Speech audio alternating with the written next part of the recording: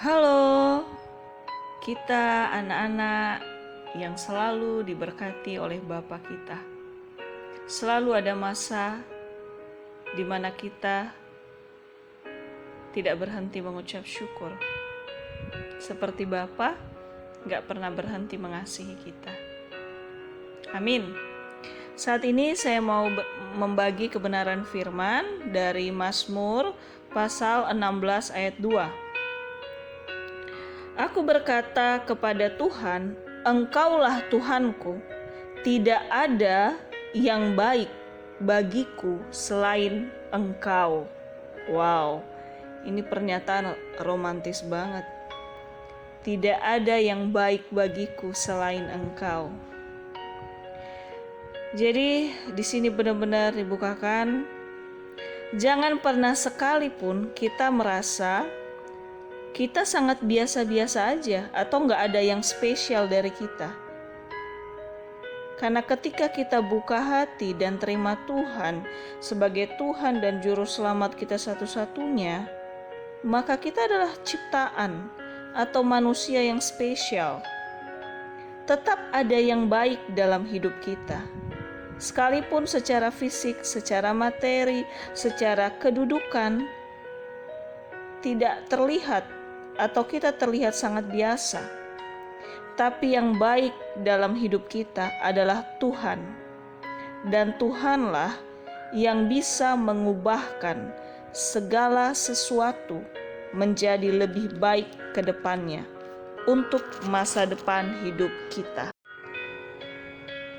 Bisa saja dalam perjalanan hidup kita pernah di atas dan kita pernah juga mengalami tantangan atau merasa di bawah atau merasa kehilangan banyak hal. Gak ada yang seolah kita genggam dalam hidup kita, dalam masa depan kita, dalam impian kita, atau orang-orang terdekat kita seolah hilang. Gak ada pegangan kita. Ayo, di titik seterendah apapun, Tuhan bilang di sini, tetap masih ada yang baik dalam hidup kita, yaitu Bapa kita sendiri. Jadi tidak ada alasan kita pernah sedetik pun merasa sendiri. Tidak ada alasan kita sedetik pun merasa nggak punya apapun. Kembali lagi, marilah kita pertajam mata iman kita, mata roh kita. Jangan menilai diri kita hanya secara pandangan dunia atau pandangan mata kita secara fisik. Karena itu bisa mengelabui kita ketika kita di masa-masa proses atau titik terendah atau seperti kehilangan banyak hal atau semuanya. Jadi betapa berharganya setiap kita, apapun kondisi kita, selalu ada yang baik dalam hidup kita, yaitu Bapa kita. Jadi biarlah Tuhan dalam hati dan hidup kita yang selalu ada melekat dalam nadi kita, dalam denyut darah kita. Biarlah Tuhan harta pusaka kita. Kita selalu bangga, kita selalu percaya diri dimanapun kita ada. Dan ketika kita menaruh pengharapan kita di dalam hal baik yang Tuhan persiapkan, maka terjadilah sesuai iman kita setiap hal-hal baik yang Tuhan sudah janjikan melalui firman-Nya, terjadilah dalam hidup kita. Jadi bukan hanya Tuhan hal baik dalam hidup kita, bahkan semua janjinya yang baik itu bisa dan sangat pasti kita terima, kita alami ketika kita bersyukur, hanya dengan bersyukur kalau ada yang baik, ada Bapa kita yang baik dalam hidup kita. Mari terus bersyukur karena kita punya harta pusaka yang gak bisa dicuri oleh siapapun. Sedangkan semua harta sebesar apapun di bumi ini semua akan lenyap pada akhirnya. Tapi harta pusaka kita, Bapa kita yang hidup, Bapa kita yang setia, itulah harta pusaka kita. Mari terus kita jaga hubungan yang lebih erat, hubungan yang lebih bergairah setiap hari dengan kesadaran kalau kita ini loh memiliki hal yang spesial dalam hidup kita. Sekali lagi, mari kita melihat dengan mata rohani, dengan mata iman. Karena kita hidup hanya oleh iman di dalam Bapa. Amin. Lanjut di Mazmur 16 ayat 5. Ya Tuhan, Engkaulah bagian warisanku dan pialaku. Engkau sendirilah yang meneguhkan bagian yang diundikan kepadaku. Amin. Di sini kalau saya cari pengertiannya di Google, warisan adalah semua peninggalan pewaris yang berupa hak dan kewajiban atau semua harta kekayaan yang ditinggalkan oleh orang yang meninggal dunia setelah dikurangi semua utangnya. Ini kalau secara pengertian di Kamus Besar Bahasa Indonesia yang di Google ya. Di sini diingatkan lagi, harta berharga kita itu ya Tuhan lebih dari apapun. Maksudnya segala sesuatu yang kita miliki atau lakukan akan sungguh-sungguh berharga, bahkan berdampak, bahkan menjadi berkat kelak hanya jika ada dan kita sertakan Tuhan. Jika ada Tuhan dalam hidup kita dan kita sertakan Tuhan dan kebenaran firman-Nya dalam semua aspek hidup kita.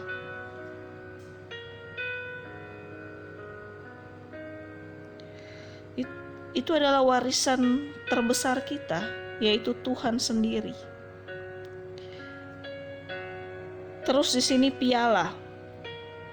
Piala itu kalau pengertian di Google juga, cawan berkaki dibuat dari emas, perak, dan sebagainya, dipakai sebagai tempat minum raja-raja dan orang-orang besar.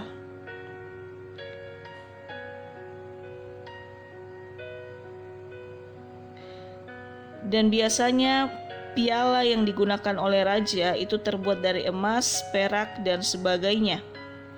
Piala juga bisa berarti itu dipakai sebagai hadiah para pemenang perlombaan.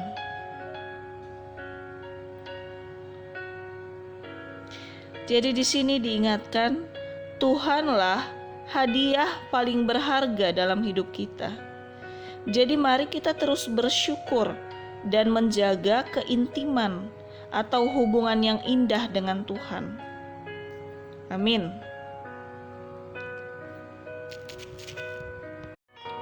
Bahkan biarlah warisan yang kita terima dari Tuhan, warisan pengenalan akan Tuhan, warisan janji-janji kebenarannya yang kita alami dan imani, biarlah itu juga kita lanjutkan kepada orang-orang terdekat kita, bahkan keturunan kita kelak, baik secara langsung atau enggak langsung. Setiap orang punya seninya dalam membagi warisan kebenaran firman. Tapi kalau kita bangga atas warisan terbesar yang Tuhan berikan untuk kita, yaitu Tuhan yang hidup dalam hidup kita, yaitu setiap kebenarannya yang menjadi nyata dalam hidup kita, maka mau gak mau, cepat atau cepat, kita pasti mau orang-orang di sekitar kita juga merasakan warisan itu. Jangan kita simpan sendiri warisan itu. Biarlah kita bagikan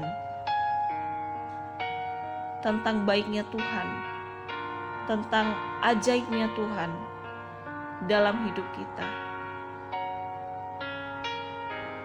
Mungkin waktu terbatas, semua punya kesibukan, tapi bisa melalui media sosial, bisa melalui share-share kebenaran firman. Itu sudah salah satu wujud nyata kita membagi warisan itu. Biarlah warisan dari Tuhan itu turun-temurun, mengalir bagaikan air terjun di hidup setiap orang di bumi ini. Mari kita menjadi saluran air terjunnya kasih Bapa.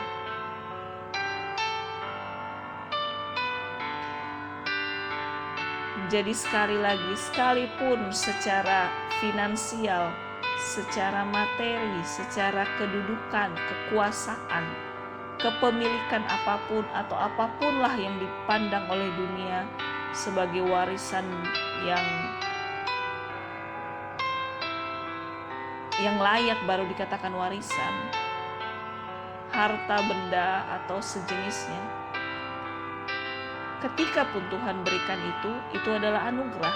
Dan ketika pun kita tidak dipercayakan seperti warisan-warisan yang dianggap wow oleh dunia, kita punya warisan yang lebih wow, bahkan mengalahkan segala warisan di bumi, yaitu Tuhan dalam hidup kita, kebenaran Tuhan dalam hidup kita, kasih Tuhan dalam hidup kita, kebaikan Tuhan dalam hidup kita. Itu adalah warisan terbesar, mengatasi, melebihi apapun. Dan bahkan warisan itu yang bisa kita bawa ke surga nanti. Warisan pengenalan akan kebenaran firman-Nya. Terus dikatakan di sini tentang piala. Wow.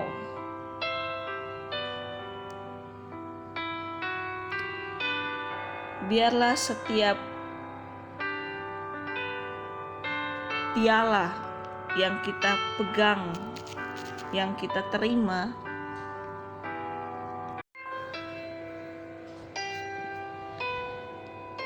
selalu kita pandang kalau piala yang paling berharga dalam hidup kita, yaitu Tuhan sendiri. Gak ada hadiah yang lebih berharga, lebih daripada Tuhan, kasih-Nya, keselamatan yang diberikan untuk kita. Mari kita terus menjaga warisan dan piala yang Tuhan percayakan buat kita. Bahkan kita berbagi warisan itu, kita memperlihatkan piala indah kita, yaitu warisan dan piala yang hidup mengandalkan Tuhan. Lebih indah dan lebih terjamin selamanya ketika kita pegang warisan kita satu-satunya, yaitu Tuhan dalam hidup kita. Amin. Lalu di pernyataan yang sama ada dikatakan, Engkau sendirilah yang meneguhkan bagian yang diundikan kepadaku. Kalau saya buka di Google lagi, undi itu dikatakan yang dipakai untuk menentukan atau memilih, seperti untuk menentukan siapa yang berhak atas sesuatu, siapa lebih dulu, dan sebagainya. Jadi bisa diartikan pernyataan diundikan itu dipilihkan. Jadi dibukakan di sini, Tuhanlah yang menentukan pilihan terbaik untuk kita terima dalam hidup kita. Jadi tetaplah bersyukur apapun yang sudah atau akan kita miliki atau jalani. Bersyukur aja, karena itulah undian yang terbaik yang Tuhan pilihkan untuk kita. Wow, sering banget kan dalam hidup ini, dalam perjalanan hidup ini, bisa terjadi sesuai dengan yang kita harapkan atau doakan atau bayangkan. Bisa juga terjadi jauh dari apa yang kita bayangkan dan harapkan. Tapi mari melalui kebenaran firman ini, apapun yang boleh terjadi dalam hidup kita, itu adalah pilihan terbaik yang Tuhan izinkan. Jangan kita melihat kembali dengan kacamata jasmani. Jangan hanya melihat tantangan adalah keburukan, kesedihan adalah keburukan,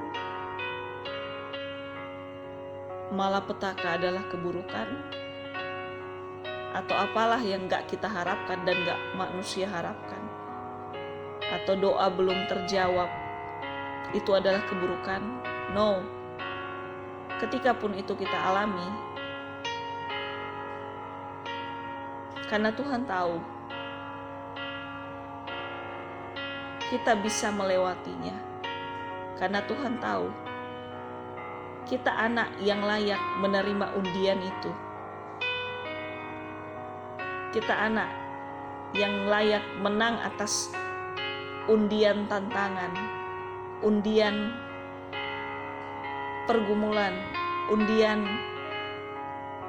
beban hidup, undian kesesakan, undian proses yang tidak diharapkan. Tapi kalau Tuhan pun seolah diam dan kita tetap menjalani itu, maka terimalah undian itu sebagai tetap berkat dan wujud kasih Tuhan. Karena ketika pun kita menjalani itu dan kita tetap bersandar sama Tuhan, Tuhan sanggup ubahkan atau Tuhan sanggup bukakan makna di balik setiap undian tantangan hidup itu. Tuhan sanggup berikan kekuatan lebih untuk kita menikmati undian hidup itu. Baik undian yang kita harapkan atau undian yang tidak kita harapkan, ketika kita dipercaya untuk mengalami undian itu, dipercaya untuk mengalami apa yang Tuhan izinkan atau pilihkan, biarlah kita tetap bersyukur atas undian itu, menjalani undian itu, karena akhir dari undian pasti adalah hadiah yang manis dari Tuhan. Amin.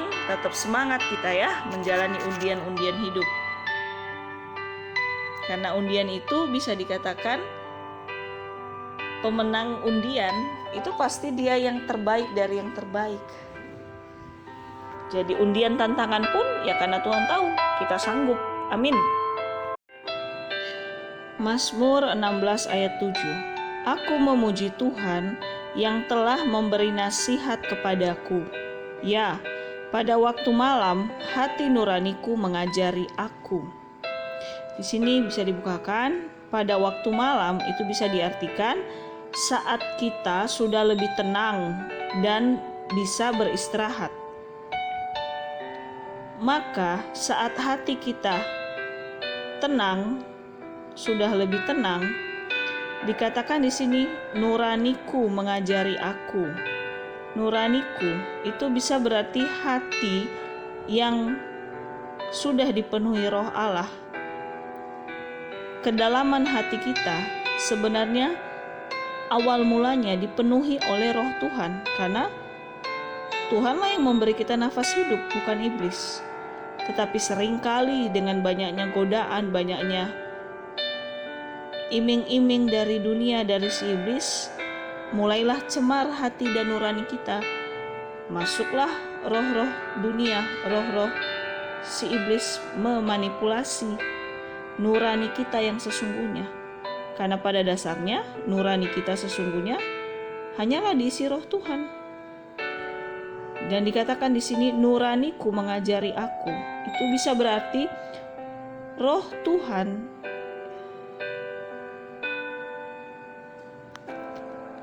dapat kita terima pengajaran atau kehendaknya saat kondisi kita atau hati kita sudah tenang terlebih dahulu. Jadi roh ketenangan itu sangatlah menentukan langkah kita ke depannya.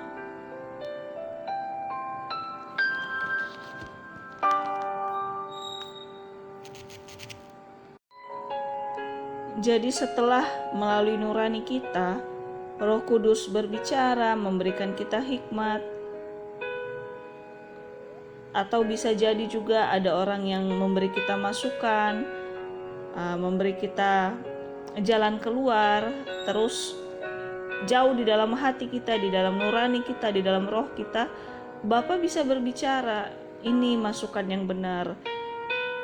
Bisa saja melalui orang lain, Tuhan kasih hikmat, tapi untuk kita bisa menerima itu, pasti Tuhan kasih damai sejahtera, Tuhan kasih pertandalah di hati kita, supaya kita, oh ini arahan dari Tuhan gitu. Tidak selamanya setiap orang bisa mendengar suara Tuhan secara langsung atau bisa peka di hati, Tuhan ngomong ini, enggak selamanya. Ada juga yang cepat peka, ada juga yang masih ragu-ragu. Jadi Tuhan itu ngerti kok bagaimana membuat kita atau mengarahkan kita, asal kita mau buka hati. Kalau kita masih belum mengerti suaranya melalui firman-Nya, atau masih belum begitu paham suaranya dari hati kita, bisa melalui orang-orang terdekat kita atau orang-orang yang kompeten, yang bisa kasih jalan keluar, masukan buat kita.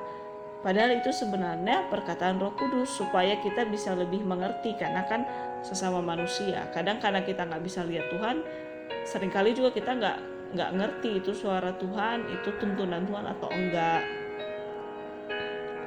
Tapi di sini kuncinya utama adalah hati kita tenang dulu. Seperti ada di firman, jika kita tenang maka kita baru bisa berdoa. Dan jelas ketika berdoa, Tuhan pasti punya cara memberikan kita ketenangan lebih dulu, dan Dia berbicara melalui kita, baik secara langsung maupun gak langsung. Dan ketika kita sudah dapat clue atau jalan keluar atau nasihat dari Bapa, baik secara langsung atau gak langsung, ya biarlah kita terus bersyukur, terus memuji Tuhan. Karena kembali lagi, harta warisan kita, piala kita, yaitu Tuhan sendiri. Apalagi Dia kasih lagi hikmatnya, Dia kasih lagi jalan keluar, Dia kasih lagi solusi atas setiap tantangan, masalah atau pergumulan. Betapa kita double banget memuji Tuhan, bersyukur dan memuji. Hanya itu yang bisa kita kasih, nggak ada yang lain yang bisa kita kasih ke Bapa. Jadi mari kita tidak henti-hentinya, tidak jenuh, terus bersyukur melalui pujian kita, melalui doa kita, melalui penyembahan kita, karena bukan hanya karena Bapa kasih damai sejahtera, bukan hanya Bapa kasih keselamatan, tapi di sepanjang tiap hari di hidup kita, Dia selalu rindu memberitahu arahan yang terbaik buat kita dalam menjalani hidup, dalam menghadapi tantangan, pergumulan, atau apapun yang gak enak. Bisa melalui firman-Nya, Dia berbicara, bisa juga melalui orang-orang terdekat kita, atau hikmat melalui pikiran kita, atau melalui kata hati kita. Yang pasti, jawaban-jawaban itu membuat kita semakin girang untuk mengucap syukur sama Tuhan. Itu bedanya. Kalau jawaban-jawaban dari penyesatan atau tipu muslihat si iblis menyesatkan pikiran hati kita, nggak mungkin kita girang untuk memuji Tuhan. Yang ada kita makin girang untuk serakah, untuk bernafsu banget melakukan hal ini hal itu, biar sekejap mata dapat keuntungan, dapat lepas dari semua beban dalam sekejap mata. Dan pasti Tuhan gak kita sertakan kalau itu dari masukan si iblis. Itulah salah satu cara membedakannya.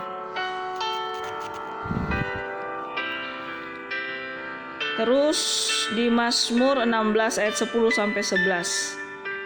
Sebab engkau tidak menyerahkan aku ke dunia orang mati, dan tidak membiarkan orang kudusmu melihat kebinasaan. Engkau memberitahukan kepadaku jalan kehidupan. Di hadapanmu ada sukacita berlimpah-limpah. Di tangan kananmu ada hikmat senantiasa. Amin. Jadi di sini dibukakan salah satu alasan kuat kita terus bersandar di dalam Tuhan. Sebab saat kita menghampiri tahtanya, di depannya Tuhan udah ada sukacita berlimpah. Dan di tangan kanannya ada hikmat senantiasa. Senantiasa berarti selalu. Jadi mari kita benar-benar rindu menghadap ke Tuhan setiap saat melalui doa, melalui pujian, penyembahan. Karena di depan Tuhan, di depan ketika kita, misal kita mau masuk rumah orang, di pintunya itu udah ada sukacita. Apalagi kalau kita masuk ke dalam rumahnya, betapa sukacitanya dapat kita rasakan. Jadi Tuhan kasih kulo di sini, di pintuku loh, di depan wajahku loh, ada sukacita. Jadi kalau kamu menghadap wajahku, otomatis sukacita itu keciprat buat kita. Bahkan sukacita berlimpah di hadapannya. Jadi apapun keadaan kita, jika hati kita ingin tetap sukacita, apapun kondisinya, maka pandanglah Yesus. Karena di depan Yesus ada sukacita berlimpah, berlimpah-limpah malah. Itu berarti sukacita itu terus-menerus dan tidak terbatas mengalir di hidup kita. Setiap kita datang kepada Bapa, bahkan sebelum kita melihat berkatnya atau apapun, dia udah melimpahkan dulu sukacita di hati kita. Jadi ayo, walaupun di dalam hidup ini setiap orang ada waktu-waktunya, ada tantangan, ada masalah, ada himpitan, ada rasa gak enak, ayo kita kembali menghadap Bapa. Gak usah muluk-muluk dulu supaya Bapa jawab doa kita, supaya Bapa lakuin ini, supaya ini. Kita menghadap Bapa aja sungguh-sungguh dengan rindu, sukacitanya itu menyelimuti kita. Karena memang di depan wajah Bapa sudah ada sukacita berlimpah, senantiasa, terus-menerus, gak ada henti-hentinya. Jadi luar biasa kan? Bahkan itu baru di depan wajahnya Tuhan. Apalagi kalau kita masuk ke dalam kemahnya Tuhan lebih dalam, di depannya udah ada sukacita, apalagi di dalam kemahnya Tuhan. Pasti jawaban doa, pemulihan, pelepasan, pertolongan, mujizat, kesembuhan itu udah ada semua di kemahnya Tuhan. Gampang banget. Tapi Tuhan ingatkan kita seperti ada di firman-Nya, bersukacitalah dahulu maka engkau akan mendapatkan apa yang diinginkan hatimu. Karena memang itu passwordnya surga, passwordnya lebih dalam masuk di dalam kemahnya Tuhan. Ya kita sukacita dulu. Dan sukacita itu bukan kita usahakan, tapi kalau kita benar-benar berserah sama Tuhan, Tuhan pasti bisa kasih roh sukacita dulu ke kita. Jadi ketika kita sukacita dulu, maka hati kita lebih lentur ibaratnya. Mungkin selama ini udah kaku sekali karena banyaknya pergumulan atau masalah. Udah kaku banget, ibarat wajah udah kaku. Tapi pas kita hadap-hadapan sama Tuhan, misal melalui doa, oke nggak lihat langsung, tapi melalui doa, kalau kita sungguh-sungguh rindu menghadap Bapa, sukacitanya itu pleng, langsung menyelimuti kita, cepat atau cepat. Maka ketika hati kita sudah merasakan sukacita, dan hati Bapa juga sukacita sekali karena kita mendekat kepadanya, sukacita plus sukacita, wow, pasti setelah sukacita maka pasti ada ucapan syukur, bukan sungut-sungut atau mengkritik Tuhan atau mendikte Tuhan atau terus mencerca Tuhan. Kenapa begini, kenapa begitu? Enggak, kalau udah senang dulu hati. Ibarat kalau pasangan suami istri, suami pulang, dia lapar. Kalau udah kenyang dulu perutnya, hatinya senang. Kita ada cerita sesuatu atau ada minta sesuatu atau tukar pikiran sesuatu, pasti jadi nyambung karena hatinya udah senang, perutnya udah kenyang. Jadi itu diibaratkan kalau kita menghadap Tuhan, kalau hati kita udah senang, udah rasain sukacita, Tuhan udah lepasin kita dari ikatan-ikatan gak enak, kita lebih leluasa, kita lebih lentur hati kita, lebih lentur roh kita, lebih lentur juga fisik kita, gak kaku. Maka saat Tuhan bukakan jawaban doa, saat Tuhan berbicara, saat Tuhan berkarya apalah dalam hidup kita, kita akan lebih double mengucap syukur. Kita akan lebih terkesima dan tersanjung dengan semua yang Tuhan sediakan. Di awal aja Tuhan udah kasih sukacita loh.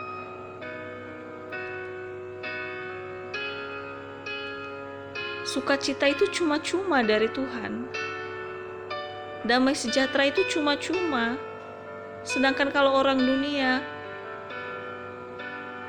apalagi si iblis, gak ada yang gratis. Kita lakuin apa dulu, baru kita dapat sesuatu. Kalau di Tuhan, kita gak usah lakuin apa-apa. Cukup menghadap Bapa aja, melihat Bapa aja.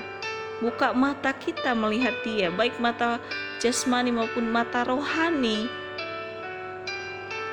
Maka cepat sukacita itu menyelimuti kita, sehingga dengan hati yang senang, hati yang tidak menutup diri, hati yang tidak menolak firman, hati yang tidak menolak mujizat, hati yang rindu suara Bapa, itulah wujud hati yang sukacita.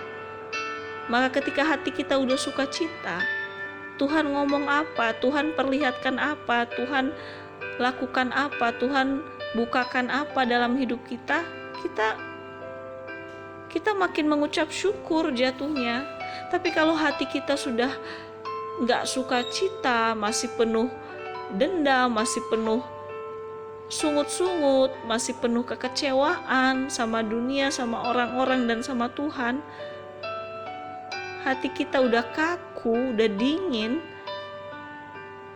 ya udah, Tuhan ngomong pun, Tuhan perlihatkan pun sesuatu yang mungkin itu terbaik buat kita kayak nggak masuk logika pertolongan Tuhan jatuhnya, kayak nggak masuk logika janji-janji Tuhan, nggak masuk di hati dan pikiran kita, karena kita udah penuhi hati pikiran kita sama ketakutan, kecemasan, kekecewaan, sakit hati, semua buah-buah keburukan dari dunia, atau buah-buah intimidasi, atau buah-buah tipu muslihat si iblis udah penuh di hati kita. Jadi gak muat lagi kalau mau diisi sama sukacitanya Tuhan, apalagi kalau mau diisi sama perkataan Tuhan, apalagi kalau mau diisi sama jawaban doa dari Tuhan, gak muat.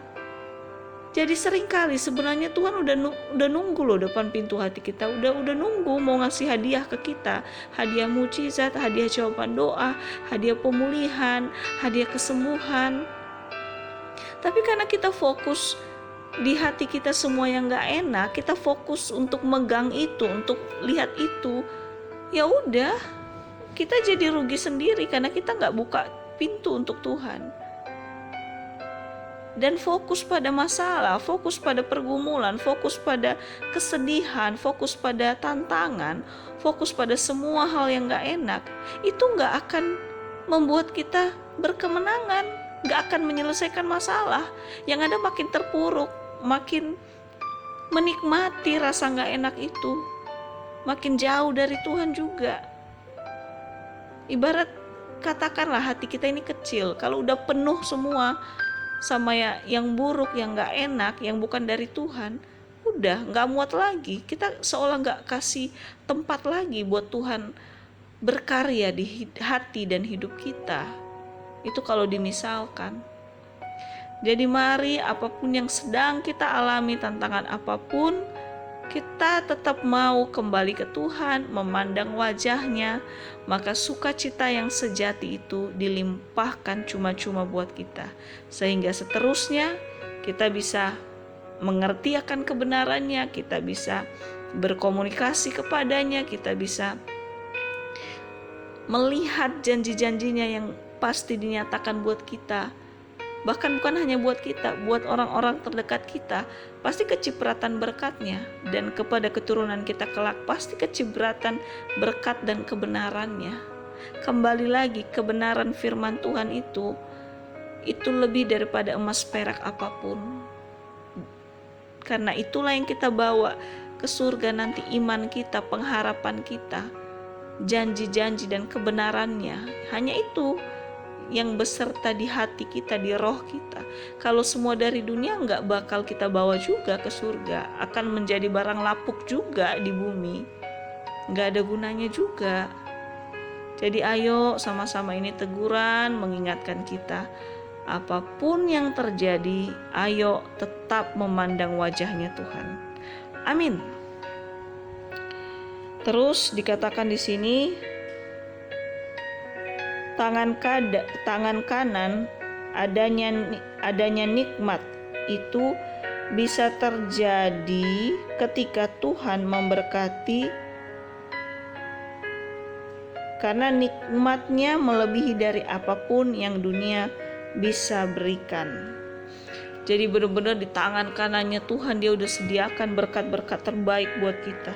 Bukan hanya berkat yang kita bayangkan, lebih dari apa yang kita bayangkan. Karena Tuhan memberkati anak-anak-Nya selain lebih dari apa yang kita bayangkan, dan apa yang terbaik dan yang paling kita butuhkan. Karena seringkali kita terjebak, seringkali kita mengharapkan berkat, hadiah dari Tuhan, itu karena keinginan aja, bukan yang paling kita butuhkan. Dan Tuhan tahu kapan kita siap, dan itu yang paling baik buat kita, itu yang paling kita butuhkan. Tangan kanan Tuhan gatal banget mau terus memberkati kita, mau terus melimpahkan kekuatannya, mau terus memberikan yang terbaik buat kita. Gatal banget tangannya Tuhan, mau memberikan semuanya yang terbaik buat kita. Dan betapa nikmatnya setiap janji Tuhan, setiap berkat-Nya, setiap jawabannya, setiap pemulihan dari Tuhan, setiap mujizat dari Tuhan, betapa nikmatnya.